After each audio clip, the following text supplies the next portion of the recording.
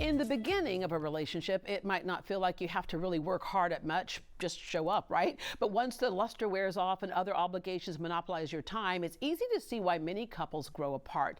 Dr. Emily Jamea spells out the basic foundation to support your relationship and make it more solid than ever. Her new book, Anatomy of Desire, helps you to understand the building blocks for a great relationship to stand on or even be rebuilt on. Good morning. Good morning. All right, when you look at how you grew up, it's no surprise that you are in this area of dealing with mental health and relationships. Yes. Sex and relationship, sex, it was not taboo in your family. A lot of us, grew up with it. Parents did not talk to us about it. Right. Your parents did. They did. I had great information, which I felt so lucky for. And, I think my peers knew that. So they came to me with questions, and I was probably giving sex advice long before I was ever qualified to do so. At least it was probably factual because your dad's an OBGYN. Yeah. So, I had information. And information is power. It's something I've always felt comfortable and confident about. Would you say that's part of the reason that we still struggle with sex in this country, especially so much? It's a huge reason. I mean, this country is a mix of people from so many different cultures, but so many of those still hold really conservative values Puritan around. views. Yes, and what that does is kind of leave people with a feeling of shame or inhibition around something that should be natural and fun and pleasurable. Or we're getting information from our friends in school that didn't have parents like yours. Right, or online, which is, not where you want to go for this stuff. Yeah. And parents always say, no, we want to be the ones to tell our kids. I'm just going to ask, we have a studio full of people here. We're not going to show them, but how many of you raise your hand? Did your parents sit you down and talk to you all about how it worked? Not one hand went up. Okay.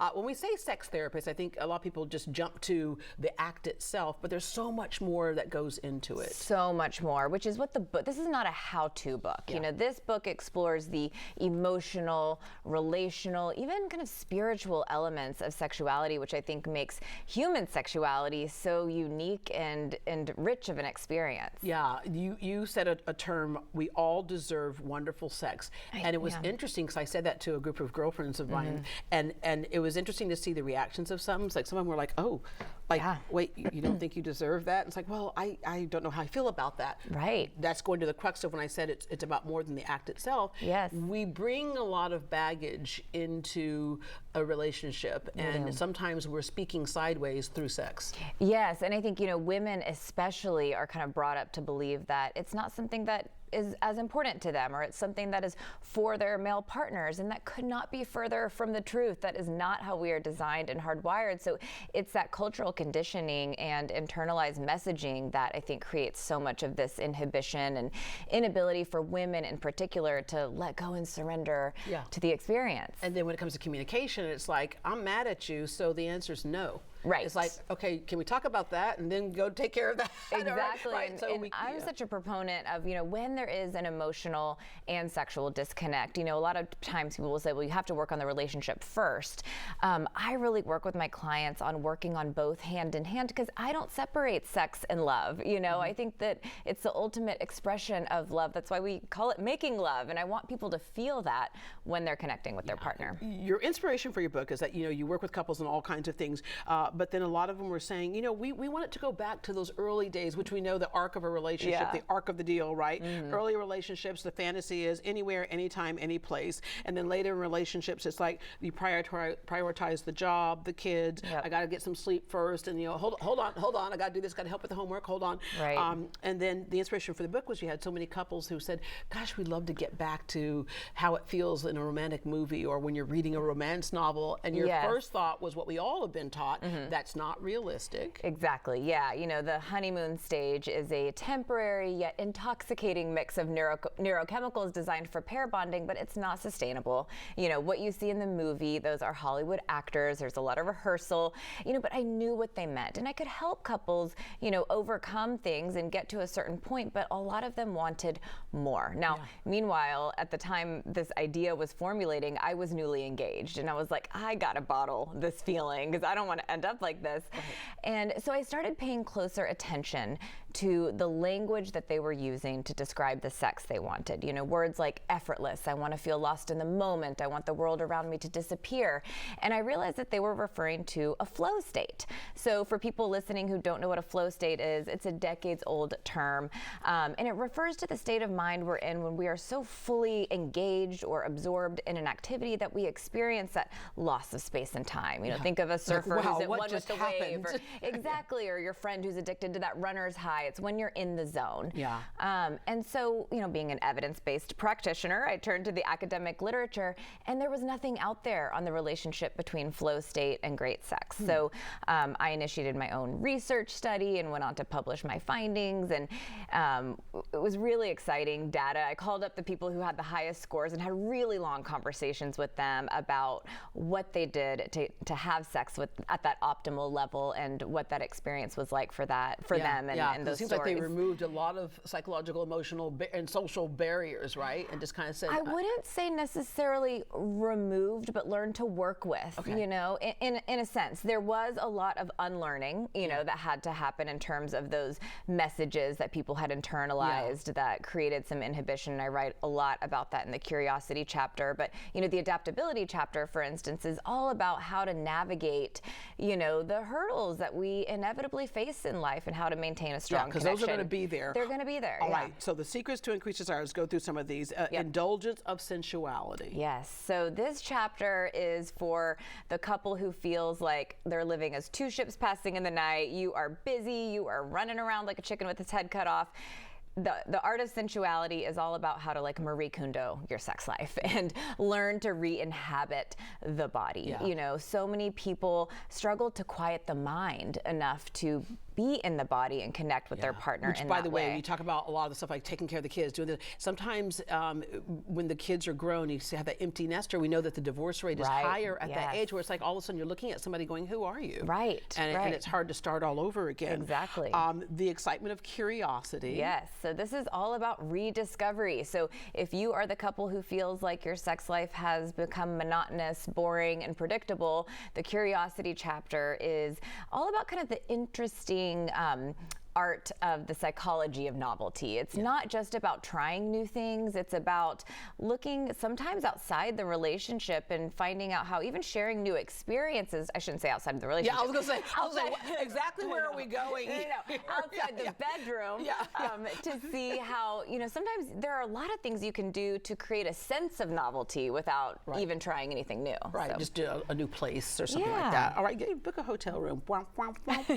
Okay, the power of adaptability. You touched on adaptability earlier. Yes, so this is all about, you know, people who sustained really high levels of passion, you know, understood that sex was going to feel different in the beginning of the relationship, and then when they're trying to conceive, or when suddenly, you know, they can't rely on the same position because the hip doesn't work the way it used to. You know, they didn't let these things stop them from connecting with one another. So this is about how to stay connected despite, you know, these things that happen in life. Yeah, all right. Intensity of vulnerability. Yeah. That word vulnerable is huge. And I all kinds know, of things. you know, and so many people tend to reduce sex down to a juxtaposition of body parts, and it is so much more than that. We have got to learn how to, you know, tune into the emotional experience of sex. You know, so many of my couples struggle with just looking at their partner during the act. You know, they'll be like willing to do anything, and I'm like, try looking at each other intently. You know, have that eye gaze, and they're like, oh, I could never do that. You know, because it feels too vulnerable. That's why the lights are out. Right. So, yeah. All right. Exhilaration of attunement. What do you mean by that? So this is kind of the gestalt of the other elements. You know, it's when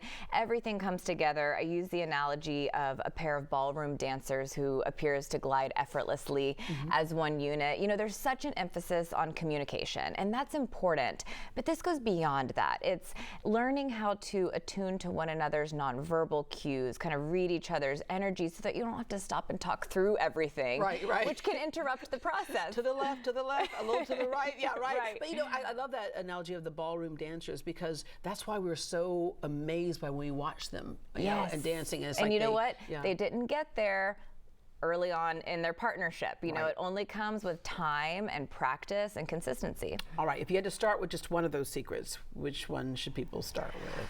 Gosh, it really depends on where you are in your relationship. I tell people to think of this book more as a menu than a roadmap. Like I was saying, if life is busy, sensuality. If life is boring, curiosity. If you're emotionally disconnected, vulnerability. Yeah. All right. We have a couple of questions. One of them is from Trevon. Trevon says, before kids, my wife and I averaged 3 to 4 times a week. My desire hasn't changed, but now she's always tired, no matter how much I try to help with the kids and chores. She's content with once a week, maybe. Once a week, maybe, right? How can she see me as a sexual beast again instead of a chore to check off the list? Yes, I love it. We hear this a lot from men, that sometimes they feel like it's a chore, an obligation as opposed to a want. Exactly, and having sex out of obligation is not good for anybody, so I would never advise someone to do it if they really don't want to.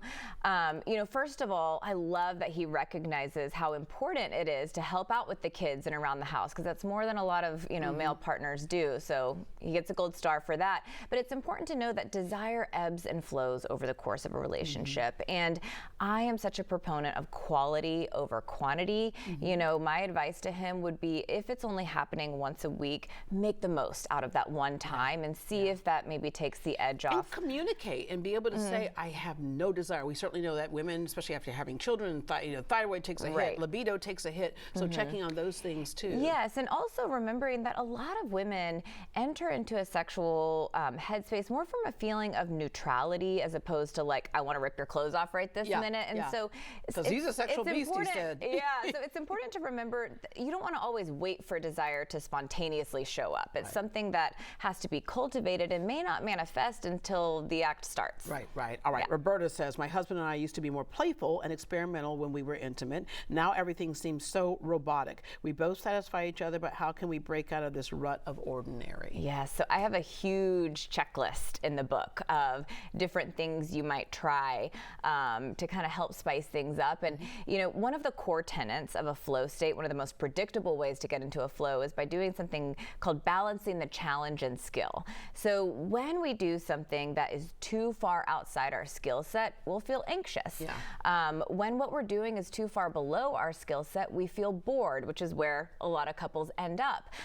To get into a state of flow, the challenge only needs to be 4% greater than the skills. So sometimes it's about finding something that has familiarity, but you find a way to make it more psychologically or emotionally interesting, which I write about a lot in that chapter. Because it can be the psychological part, right? What's in our mind there. All right. Cameron says, my husband and I have not had sex in so long that even the thought of it now seems awkward. How can I get over this feeling of intense disinterest? I love him, but have no interest in sex. Yes, such a common question. So sometimes the only way out is in. People always no pun ask. Intended. Right. But people always ask, like, how can I do this or that, without it feeling awkward? And my answer is, you don't. You do it even though it feels awkward, and trust that in time that feeling will go away. This applies to anything. Let's say you used to play the piano, but you haven't sat behind the keyboard in 10 years. It's going to take a while before you get in the zone hoping again. You're breaking the ice. There's exactly. And going through that together as a couple is intimacy building, and it's a mindset shift. I write a lot about mindset in the book. It's about, rather than stopping, not doing anything at all, because that's not really what you want to do. It's, the further you go not doing that, the harder it is. So it's shifting the mindset and instead viewing this as an opportunity to rediscover each other in a new way. Emily, thank you so much. Thank you so much for having me. All right. Dr. Emily Jamea's latest book, Anatomy of Desire, 5 Secrets to Create Connection and Cultivate Passion, is available now everywhere books are sold. You can also get free resources on Emily's website if you purchase her book, like the 30-Day Intimacy Challenge, and access to her masterclass workshop as well. For more information, visit greatdayhouston.com and we will connect you.